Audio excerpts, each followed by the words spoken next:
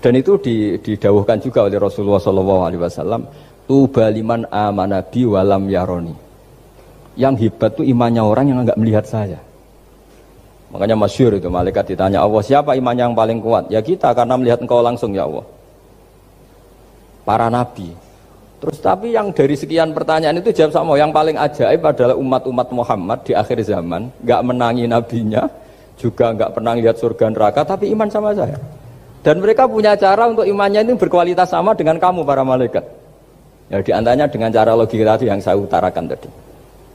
Am khuliqu min ghairi syai'in am humul khaliqun. Kalau alam raya ini wujud, maka penyebabnya harus sesuatu yang wujud.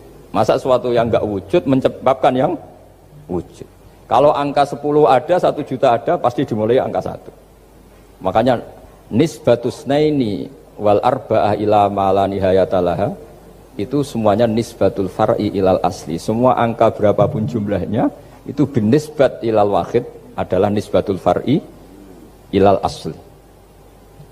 Itu cara-cara, makanya tadi kajian ilmu itu tidak ada habis-habis.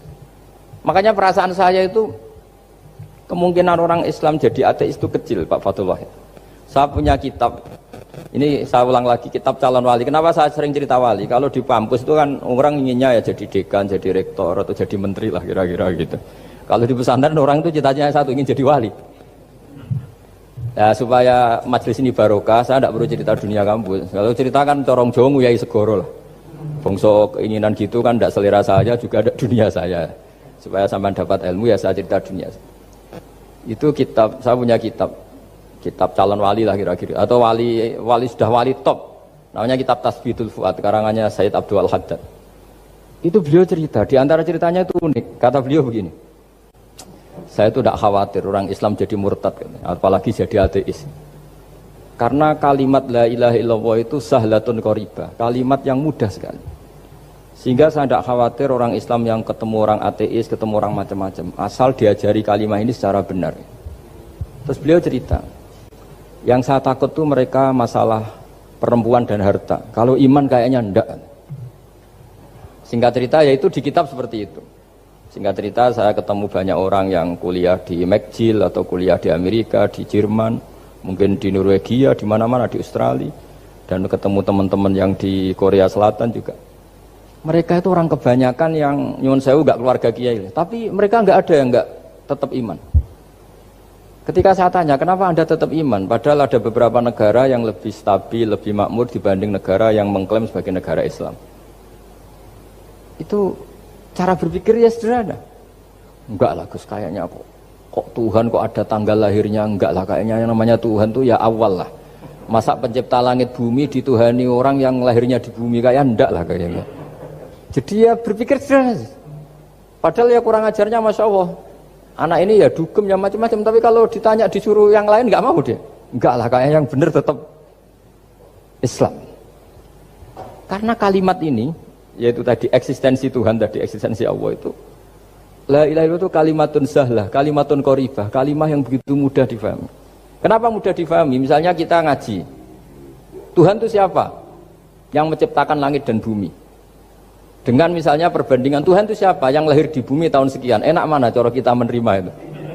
Kan keren yang menciptakan langit dan bumi. Tuhan itu siapa? Yang ada sebelum langit dan bumi. Dengan misalnya Tuhan adalah yang lahir di bumi. Keren mana itu? Nah, bayangkan kalau kita punya Tuhan Fir'aun, sudah mati jadi tontonan kan, terus gak keren maksudnya punya Tuhan kok seperti itu. Nah ini yang katanya Syekh Abdul Haddad, kalimat ini sahlatun qaribah. Sehingga kalimat ini pula yang kita dilatih, la ilaha illallah kalimatu haqqin 'alaiha nahya wa 'alaiha namut wa 'alaiha nub'ats atau wa biha nub'atsu insyaallah taala minal aminin. Nah, saya sebetulnya tadi datang itu tidak ingin menjelaskan ini, tapi tadi kata Pak Fathul Wahid, ilmu itu kalau dikaji tambah hari tambah mudah, karena perangkat untuk menemukan bulan itu misalnya nggak rata itu gampang sekali. Pakai teori pemandangan ya bisa, pakai teori gambar juga bisa. Kalau teori pemandangan tadi, kalau kita bisa melihat mobil 2 meter masih kelihatan 2 meter, itu dengan jarak berapa masih orisinil seperti itu. Tambah jauh, tambah tidak kelihatan, tambah jauh, tambah. Nah ternyata setelah 5 kilo misalnya tidak kelihatan, berarti untuk jumlah 2 meter hilang per 5 kilo. Nah berarti kalau bulan masih kelihatan segitu, berarti jarak kita dan bulan kira-kira sekian ribu kilo itu bisa dihitung, itu tanpa teknologi. Makanya sebetulnya teknologi itu nyumbang itu nggak sampai 30%. Yang paling banyak ya sains tadi, pengetahuan itu yang kayak tadi orang menemukan pesawat itu kontribusi terbesar tetap pengetahuan. Misalnya pesawat dari bahan ini kalau kecepatan sekian kena angin pecah enggak, tetap pengetahuan yang menopang itu. Teknologi kan paling mengantar supaya pesawat kecepatan sekian didorong mesin sekian dengan apa begitu. Nah, pesantren seperti kita ya, saya ini dididik Mbah Mun, dididik bapak saya, buyut-buyut saya, kiai. Itu sekali alim, yang alim betulan, itu ya alim betul. Ya karena memang yang repot nih nyuwun sewu yang agak-agak dukun itu ya ribet itu. Penting rambutnya gondrong, terus terkenal gak pernah mandi, terus nanti ada orang tertentu tertarik minta doa, ini yang ribet ini, susah ini sertifikasinya susah ini karena. Tapi kalau kita ini di pesantren yang coro sertifikasinya jelas. Jadi berani jadi Gus harus bisa baca Mu'in gitu, berani jadi Kiai harus bisa baca Wahab. Aturan mainnya jelas kalau di ini. Yang repot tuh yang sebagian itu aturan mainnya tidak jelas. Terus promosinya itu pernah datangi menteri loh, pernah datangi wahai ribet kalau ukuran keren tuh didatangi apa? Menteri atau pejabat. Saya teruskan ya, karena ilmu itu harus menyelamatkan kita sampai di depan Allah Subhanahu wa Ta'ala. Nah, ketika kita menyifati Allah itu az-zahir, zat yang begitu jelas. Itu kalau kita kan kok begitu jelas padahal nggak bisa dilihat, terus kita sendiri tidak pernah melihat. Tapi eksistensi Tuhan sebagai Tuhan, yaitu al-wajibil wujud, itu jelas sekali karena nggak mungkin suatu yang wujud diciptakan oleh yang tidak wujud. Kenapa harus awal? Masa pencipta datangnya terlambat? Terus juga harus bakok itu abadi atau al-akhir kalau dalam bahasa Quran.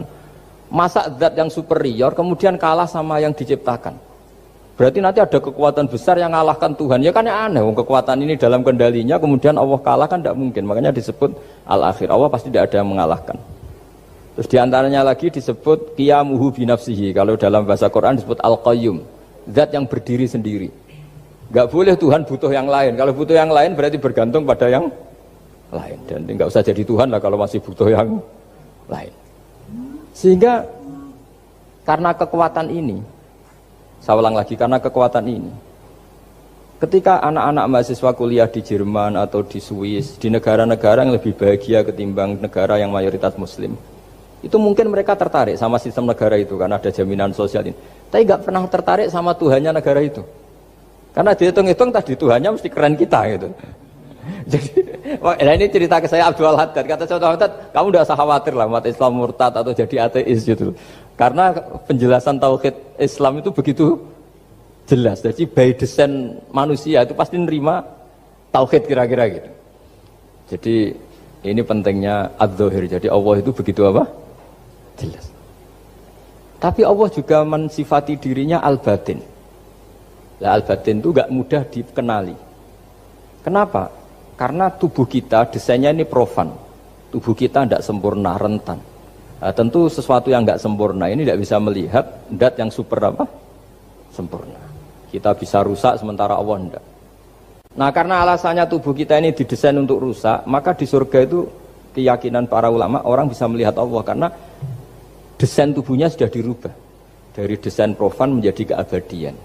Sehingga di sini terus ada kelayakan melihat. Itu pun tetap min ghairi kaifin walan hisorin, tetap ya bisa melihat, tapi corong Jawa itu keceluk melihat tapi tidak sampai faham. Karena bagaimanapun Allah itu la tudrikul absar wa huwa yudrikul absar. Bagaimanapun Allah itu laisa kamitslihi syai'un, tidak ada padanannya. Jadi makanya Allah punya sisi adz-dzahir bisa dikenali sekali. Kenapa? Ya tadi nisbatus naini wal arba'ah ila ma la nihayata laha itu nisbatul far'i ilal asli. Saya punya kitab Pak Fathul Wahid, diajar Mbah Mun dulu, kitab Al-Husunul Hamidiyah. Itu yang ngarang itu ya kayak kelihatan ngawur, tapi ngawurnya orang alim. Jadi di situ ada gambar, gambarnya tuh nggak jelas. Mungkin pengarangnya juga nggak bisa gambar kayaknya. Wah bulat, benang bulat ada, gambar gunung ada, gambar yang tambah ngawur ya banyak sekali. Gambarnya tuh nggak ada yang jelas.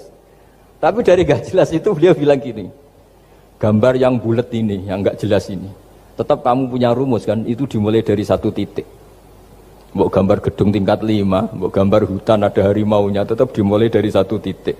Ya alam raya ya seperti itu, mbok ada Mars, cek mau ada Jupiter, kayak tetap dimulai dari situ titik. Nah, ini namanya nuqtatul wujud, titik kewujudan, yaitu Allah Subhanahu wa Ta'ala. Sehingga ketika kita ngaji, ketika di pesantren dulu, penjelasannya adalah Al-Quran maknanya dipadatkan di Fatihah, Fatihah dipadatkan di Bismillah, katanya Bismillah dipadatkan di titiknya ba. Nah titik ba ini dianggap titik awal wujud, bi kana makana wa bi yakunu mayakun. Kira-kira Allah mentitahkan karena saya semuanya yang ada, dan karena saya yang mau ada bisa saya adakan. Nah, itu sirinya lah. Jadi menerangkan tauhid itu pakai gambar. Gambarnya keliru sekali lah kalau dalam orang seni mesti lihat gak seni itu. Karena dia agak butuh gambarnya, butuh mau menjelaskan bahwa dunia sebanyak ini, bahwa alam raya sebanyak ini tetap dimulai dari satu titik. Nah, sehingga di sini ada tauhid qul huwallahu ahad, Allahus samad, dan seterusnya. Nah, saya mohon lewat penjelasan ini ya, baik orang yang ahli teknik maupun ahli medis, ahli apa saja, tolong latihlah memberi penjelasan yang mudah. Sehingga agama ini mudah dicerna. Sehingga kalau ini dijelaskan cara mudah beragama itu jadi gampang. Makanya ciri utama agamanya orang-orang baik itu satu. Man radiya billahi robba. Radiya itu senang banget. Kenapa senang banget? Karena memang agama ini nyaman, indah. Jadi datang dengan kebenaran yang mudah dicerna. Coba kalau agama ini datang dengan cara misalnya gini. Kamu harus menuhankan ini. Dan kita tahu itu lahirnya di bumi. Kan ada yang ganjel. Kok Tuhan sama buminya dulu, buminya ini gimana ini? Kan pusing. Bu Anda profesor nggak bisa jawab itu. Tapi kalau Tuhan itu adalah yang ada sebelum langit dan bumi kan, ya iyalah masa Tuhan terlambat datangnya kan, terus enak gitu menerimanya itu. Makanya diantara kekalahan Fir'aun berdebat, ya Nabi Musa ya Nabi lah, juga proses ya. Nabi Musa ketika ditanya Fir'aun, wa ma rabbul alamin, Tuhan kamu itu siapa?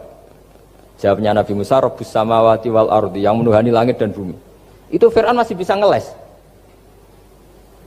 Saya jalan-jalan kemana-mana, yang dituhankan saya, berarti yang Tuhan ya saya dong. Ma'alim tulakum min ilahin apa? Ghairi, kata Fir'aun. Soal Tuhan kamu di langit, begini kata Fir'aun. Haman dipanggil, Haman bikinkan piramida yang paling tinggi, saya ingin melihat Tuhannya Musa. Musa bingung kan? Padahal kalau naik piramida nanti Fir'aun pun tidak bisa melihat Allah kan? Wong yang nabi yang kiai aja gak bisa melihat apalagi Fir'aun. Padahal celakanya ketika dia tidak melihat Allah, dia akan mengatakan Allah itu tidak ada, ribet kan? Itu penjelasan tentang Tuhan ini sebetulnya sudah absolut lah. Rabbus samawati wal ardi, Tuhannya langit dan bumi. Tapi itu gak ngefek, di perdebatan gak ngefek. Yang ngefek adalah ketika Musa bilang gini, Rabbukum wa rabbu abaikumul awwalin. Sing nuhani buyutem. Wah kaget pengawal-pengawalnya langsung do iman meskipun secara siron, secara rahasia. Iya, nah, Quran pangeran berarti buyute ra di pangeran. Kan pangerane putune berarti buyute wah ribet kan? Ya kalau Fir'aun Tuhan, bapaknya tambah Tuhan kan, mbahnya buyutnya. Akhirnya kata pengawal Quran, geblek tenan Fir'aun. Artinya apa? Kadang argumentasi yang sudah benar, yaitu Tuhannya langit dan bumi kan ya benar lah. Tapi itu tidak ngefek, di perdebatan tidak ngefek. Yang ngefek adalah ketika Rabbukum wa rabbu abaikumul awwalin, yang nuhani nenek moyang kamu. Orang mulai mikir kalau Fir'aun itu Tuhan, lalu nenek moyangnya Tuhannya siapa? Jadi ini seninya, makanya diantara syarat Nabi, jadi Nabi itu sidik, amanat, tabligh, fatwa. Fatona itu ada kecerdasan. Dulu Nabi ya sering dibully, jangan kira Nabi itu enggak sering dibully, sering juga Pak Rektor. Jadi ada unta itu kena kudis. Kudis itu ya jenis penyakit menular lah. Nabi dengan teori tawakalnya, Nabi itu punya dua teori, kadang pakai teori tawakalnya, kadang pakai teori preventif. Makanya Nabi pernah ngendikan kalau ada penyakit menular di situ, kamu jangan di situ. Itu pakai teori preventif. Tapi kadang Nabi pakai teori tawakal. Nabi menghentikan la adwa wala tiarota. Tidak ada penyakit menular. Terus orang-orang yang ya usil lah kira-kira gitu. Ada unta kena kudis dijejerkan yang waras. Ternyata yang waras ikut kudisen lah, ikut sakit. Senang orang ini. Ya Rasulullah, ini saya jejerkan ternyata yang nggak tertular jadi tertular. Padahal engkau bilang nggak ada penyakit menular. Nabi jawabnya lucu. Faman a'dal awwala. Kalau yang pertama ini tertular siapa? Dia dikira Nabi itu kalah karena melihat unta yang kedua. Ternyata Nabi nggak, ketika dipanggil ya Rasulullah ini unta agak kudiken, tak jejerkan yang kudisen, ternyata ikut kudisen. Berarti penyakit itu menular. Tapi Nabi jawabannya faman a'dal awal. Lalu yang kena penyakit pertama tertular oleh siapa? Wah, itu asli dari Allah. Ya maksud saya seperti itu kata Nabi. Nah itu yang dikatakan fatona. Jadi Nabi itu harus punya sifat apa? Fatona. Karena dengan kecerdasan itu Nabi bisa berargumentasi. Kayak tadi, ketika Fir'aun dikatakan Allah yang menuhani langit dan bumi, Fir'aun masih mengklaim dia Tuhan. Karena di mana-mana dia dituhankan. Tapi ketika diingatkan bahwa kamu anak seorang manusia, punya bapak, punya kakek, punya buyut, punya canggah kalau bahasa Jawa. Lalu kalau kamu yang Tuhan, dan Tuhan dimulai Anda, lalu mbah-mbah kamu Tuhannya siapa? Gak bisa jawab kan? Akhirnya banyak punggawa yang saat itu iman. Jadi iman itu bisa menghunjam kepada siapa saja, termasuk yang orang-orang topnya Fir'aun. Sehingga ketika Fir'aun rapat Musa harus dibunuh besok, tangkap besok, sebagian mereka itu membocorkan informasi itu. Datang ke Musa, tadi malam kita ikut rapat, keputusannya Anda dibunuh, maka larilah kamu. Itu barokahnya iman. Artinya ya karena logika Musa lebih masuk akal, ya mereka lebih percaya sama Musa. Tapi gara-gara profesi ya tetap kerja, dan yang mulai ribet dunia. mulai ribet. Jadi makanya kamu jangan tanya kaifa hukmul mukmin sing yukhfi imanahu, bagaimana hukumnya orang mukmin yang menyembunyikan imannya demi aman.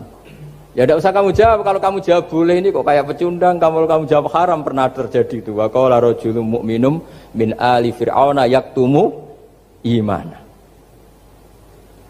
Ya, ini khazanah ya. Jadi saya mohon mengkaji Islam itu harus dengan sisi-sisi yang bisa difahami orang pinter juga orang bodoh.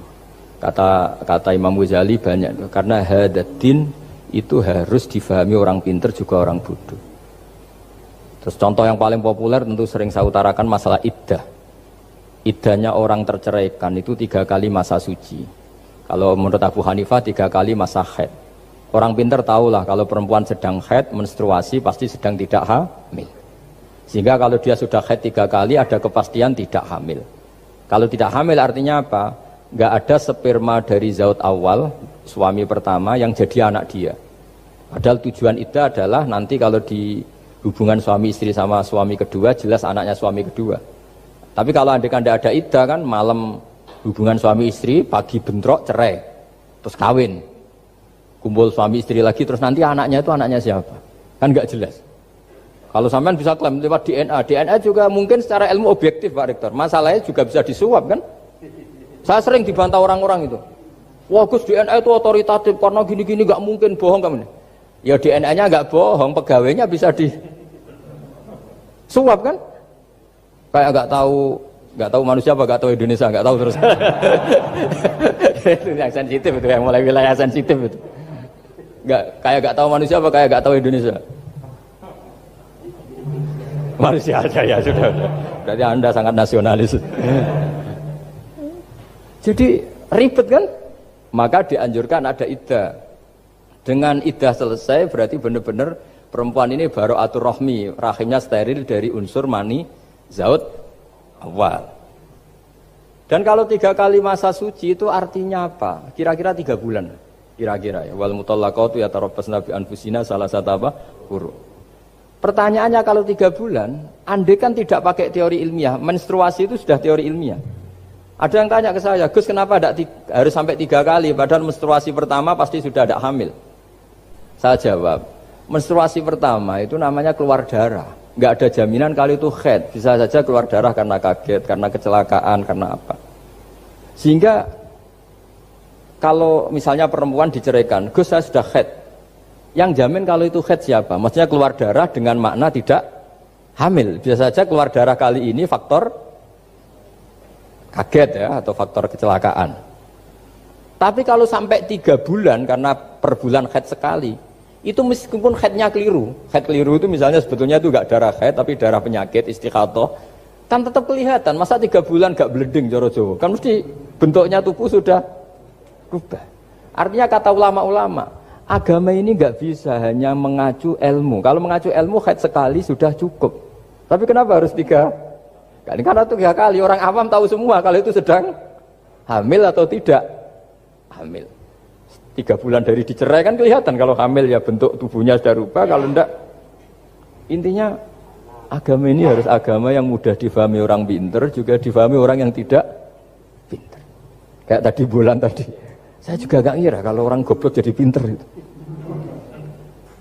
Jadi ini cerita ya, jadi supaya kita meskipun di lembaga kampus, di lembaga modern, jangan lupa tradisi-tradisi kebodohan ya diabadikan lah kira-kira itu, karena bodoh itu kadang ya penting. Makanya kalau cerita di dunia wali itu kaca, Anda boleh gak nerima cerita ini, tapi Anda harus percaya kalau kekuasaan Allah itu tidak terbatas. Kenapa orang Madura begitu mencintai kiai? Sebetulnya niatnya ya agak baik, tapi ya nggak baik tapi baik. Ada santri itu Madura, dia saking percaya sama kiai itu ya khidmah, bikin teh, masakan kiai, mijitin kiai, pokoknya waktunya diberikan semua untuk kiai. Dan dia nggak pernah ikut ujian. Apalagi ujian kelulusan disertasi dokter nggak pernah dia. Kalau sekolah nggak pernah ikut ujian. Sudah ya saya ridho jadi orang bodoh, sepenting ikut jenengan. Suatu saat orang ini mati, kiainya tuh pusing, waduh mati. Nah, ini di dalam alam mimpi itu, kamu boleh nggak percaya, nggak wajib percaya memang. Ini kan ada akidah, jadi tidak wajib percaya. Ditanya sama malaikat, Marabbuka, Tuhan kamu siapa? Jawabannya lucu, malaikat kamu itu gimana? Di mana-mana tanya sama orang pinter, orang bodoh kok kamu tanya? Pusing kan malaikatnya. Di mana-mana namanya tanya, itu ya sama orang pinter. Masa orang bodoh ditanya? Yang bener aja kamu. Makanya bodoh ini ya senjata. Makanya ini kita kalau pinter ya alhamdulillah, kalau bodoh ya alhamdulillah. Karena bodoh itu penting. Kalau negara ini tidak makmur, yang disalahkan mesti para rektor. Gunanya apa ada rektor kalau nggak solusi bagi bangsa ini? Orang bodoh pasti nggak disalahkan kan? Nanti kalau ada hisab, kenapa Indonesia carut marut? Yang dipanggil Allah itu menteri, rektor, pasti itu. Apa kontribusi Anda sebagai orang pinter, sebagai profesor, sebagai orang bodoh aman? Santai, nggak kena panggilan kan? Karena Anda harus bertanggung jawab. Akhirnya terus malaikat tanya, lalu yang pinter siapa? Yang di atas itu, kiainya yang nalkin itu, yang di atas itu. Walhasil kiainya itu karena wali itu dengar. Ya wele cung bodoh kok terus nganti wis mati. bodoh kok kamu bawa sampai mati. Jadi kadang orang bodoh itu ya pinter tadi. Malaikat tuh kamu itu gimana? Di mana-mana tanya itu ya sama orang pinter. Orang bodoh kok kamu tanya. Ya ribet kan kalau sudah ketemu seperti itu. Nah, Nabi juga sering ngalami dialek sama orang bodoh. Kadang Nabi yang ngalah, kadang logikanya orang bodoh itu lebih gampang. Itu ada orang pencari dop itu semacam kayak biawak ya. Tapi tidak biawak, kayak semacam biawak. Itu ketemu Nabi, kamu tahu kalau saya ini Rasulullah? Tidak tahu ya. Ya kamu harus iman kalau saya ini Rasulullah. Hatta yu'mina laka hadad dhabban. Ya kalau hewan ini iman sama kamu ya saya iman. Ribet kan ukurannya itu. Waduh, untung Nabi betul. Terus Nabi tanya, "Dob, kamu tahu kalau saya Rasulullah?" Terus dobnya saat itu bisa bicara asyhadu annaka Rasulullah, terus baru iman. Imannya tanya, "Kenapa kamu iman sama Rasulullah?" Hewan aja tahu kalau dia nabi apalagi manusia. Sehingga di masyhur itu di acara-acara kita kalau wadhabbu wal ghazalah yasyadani laka bir risalah itu wadhabbu wal ghazalah yasyadani laka bir risalah. Sehingga kekeliruan kita, saya sering ngomong di mana-mana, matur di mana-mana. Masyarakat Indonesia mayoritas ya tetap yang enggak pinter. Orang Islam mayoritas yang enggak pinter. Lalu orang enggak pinter ini diabaikan sehingga mereka tidak jadi energi yang luar biasa untuk mengawal Islam atau mengawal Indonesia. Itu keliru menurut saya. Menurut saya orang-orang yang nggak pinter pun tuh punya nurani. Zaman kita dijajah Belanda, itu tidak semua orang rektor, tidak semua orang profesor, tidak semua orang kiai, tidak semua orang alim. Mereka orang-orang yang nggak terpelajar, tapi tetap tahu caranya melawan apa? Belanda, melawan penjajah. Karena tadi manusia ini diciptakan itu sudah punya pengetahuan. Seperti mukadimah yang dibaca Pak Rektor, Iqra wa rabbukal akram alladzi 'allama bil qalam 'allamal insana ma lam ya'lam. Jadi bawaan manusia itu akan tahu untuk sesuatu yang perlu diketahui meskipun dia orang bodoh. Saya ulang lagi, meskipun mereka orang apa? Orang bodoh. Ya, di sini ini Islam datang yastawi fistifadatiha fistifadati syariah ar-rijalu wasibyan, bahwa ukuran kebenaran itu adalah siapapun mudah tahu. Bahwa angka 2, angka 3, angka 5 itu adalah far'ul wahid, cabang dari angka 1. Fal aslu huwal wahid, yang asli adalah angka 1. Dan 1 ini harus 1. 0, itu ditemukan untuk setelah ada angka 1, jangan keliru kamu. Tanpa ada angka 1 tidak ada 0, 0 ada gunanya kalau ada 01. Misalnya ada orang bilang, tapi kan ada 0,5, tetap saja harus ada angka 1, nggak bisa. Kamu bayangkan 0,5 kan karena ada 1. Artinya apa? Kamu bilang separuh dari 1. Tapi itu pun karena sudah ditemukan aljabar. Makanya kalau dalam matematika Arab, mungkin di sini banyak orang eksak. Kalau matematika Arab itu mudah sekali Pak. Orang Arab itu nggak mau bilang 2,5. Misalnya zakatnya tijarah itu 2,5. Itu kan kalau kita zaman SD kan garap porogapit. Itu orang Arab nggak mau. Saya pernah cepet-cepetan garap matematika, yang ahli matematika sama saya itu cepet saya. Karena saya pakai matematika bodoh. Justru itu gampang. Kalau orang Arab cara berpikir gini, kalau bilang 2,5 itu rubu'ul usur. Apa? Rubu'ul usur. Dari rubu'ul usur gini, 1/4 dari 1/10. Jadi misalnya 100 1/10-nya berapa? 10. Setelah 10, 1/4-nya berapa? 2,5. Jadi bertahap, rubu'ul usur. Sehingga misalnya gitu, 1 juta kan angkanya nolnya kan 6. Kalau kamu porogapit 2,5 kan keweselan dia porogapit. Kalau orang Arab gampang, 1 juta 1/10-nya berapa? 100. 1/4-nya 25. Berarti 2,5-nya 1 juta. 25.000. Orang Arab bilangnya rubu'ul usur. 1/4 dari 1/10. Jadi di 1/10-kan dulu baru di 1/4. Jadi lebih cepat. Sampai pakarnya tanya, Gus kok bisa gini? Wah, aku anak kiai ngawur. Saya ini, makanya banyak orang pesantren itu pintar matematika. Sebetulnya matematika yang model, ya sebenarnya kayak agak model bodoh itu. Tapi itu gampang, orang awam gampang. Kalau kita kan enggak, misalnya zakatnya zuru, zakatnya tanaman itu 1/10 atau 1/20. Kalau orang Arab enggak mau 1/10 atau 1/20. Berarti kalau 100 ton atau 100 pintal berarti berapa? 10 atau 5 kan? 1/10-nya 100 berapa? 10. Kalau 1/20-nya 5. Kalau hitung-hitungan di fikih zakat orang modern kan 1/10 atau 1/20. Kalau orang Arab nggak mau bilang gitu. Zakatnya zuru itu al-usur 1/10. Berarti per 100 ton misalnya 10. Atau nisful usur, separuh dari 1/10. Jadi nggak mau bilang 1/20. Usur atau nisful usur. Gampang mana coba? Ya kan, usurnya kan 10. Kalau nisful usur 5 atau 1/20. Daripada gawe porogapit, wah seruat. Jadi kita ini yang kelihatan goblok matematikanya ya pinter juga gitu. Meskipun ya tetap goblok karena ada nekuni gitu. Sehingga di pondok itu ya dulu diajarkan faraid, falak itu ya gampang sekali karena memang hitungan Arab gitu. Kalau bilang 2/3 itu sulusani apa? Jadi 6. 2/3-nya 6 berapa? 6 sulusnya berapa? Sepertiganya 2. Nah, sepertiga itu sepertiga 2 kali. Berarti berapa?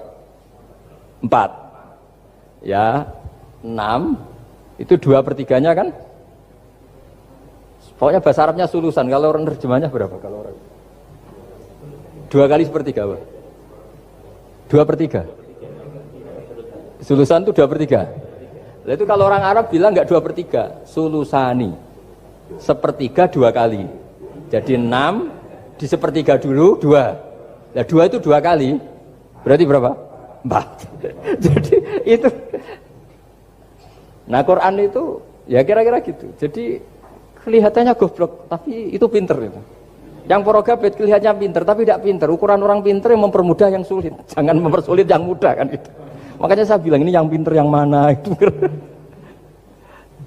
Nah, saya kembali lagi ke tadi. Jadi agama ini datang dengan sebegitu mudah. Sampai matematika yang katanya sulit, itu matematika Islam itu mudah sekali. Karena tadi, misalnya kalau 1 miliar zakatnya 2,5% berapa? Kan pusing kan? Tapi kalau kamu pakai teori rubul usur 1 miliar, usurnya 100 juta. Seperempatnya 25 juta. Berarti per 1 miliar. Gampang mana coba sama ngomong itu? Nanti ada yang nyeleduk gampang kalkulator Gus. Ya ribet lagi kan kalau kalkulatornya pas hilang. Atau pas dipakai anaknya belajar daring, ribet kan HP-nya. Jadi ini cerita ya. Jadi seperti yang dikatakan Pak Rekro tadi, sebetulnya ciri utama ilmuwan atau ulama atau profesor atau doktor itu usahakanlah yang mudah itu, yang sulit itu menjadi apa? Mudah. Yuridu wa bikumul yusra wa la yuridu bikumul usra. Sehingga kata Imam Alamudi, dia menjadi wali besar itu justru karena belajar tauhid.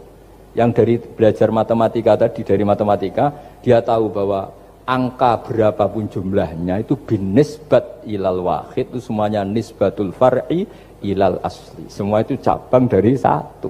Alam ini kayak apa besarnya, apa Mars, ada Jupiter, tetap semuanya nisbatnya ke Allah adalah nisbatul far'i ilal asli.